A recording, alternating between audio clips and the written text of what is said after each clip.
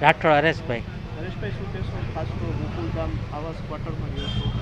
આ રીડેવલપમેન્ટ કરી દઈએ વ્યવસ્થિત શું તો માણા રહી શકશે છે. આમાં રહી કેવી રીતના છે? કેટલા વર્ષ પહેલાં આપ રહેવા આવ્યા હતા? આ 25 વર્ષથી હું રહું છું આમાં ને આમાં ક્વાર્ટરમાં.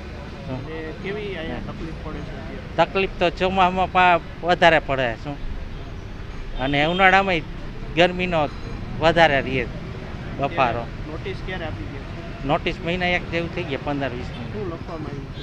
કે તમે મહિના એકમાં રિપેરિંગ કરાવી નાખો, નકર અમે તમારી લાઇટ ને પાણી વેરાનું કાપી લેશું. ખાસ તો શું માંગણી છે આપની? અને અહીંયા કેટલા ક્વાર્ટર આવેલા છે? 1037 ક્વાર્ટર તો છે જ ટોટલ, પણ હવે 4 થી 5000. આ બાબતે રજૂઆત કોઈ વાર કરેલી છે? હવે આ પબ્લિક કાંઈ ભેરું થતું નથી, નકર તો રજૂઆત કરે અને એક સંગઠન તો થવું જોઈએ ને શું.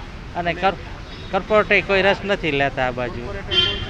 કોર્પોરેટ આ છે 12 નંબરનો વોર્ડ છે, એ લોકો અમારે જો આ રસ્તા કરી દઈએ ને કંઈક આ વ્યવસ્થિત કરી દે ક્વાર્ટર શું, એ માંગણી. નાના માણસ ક્યાં છે આમાં બિચારા?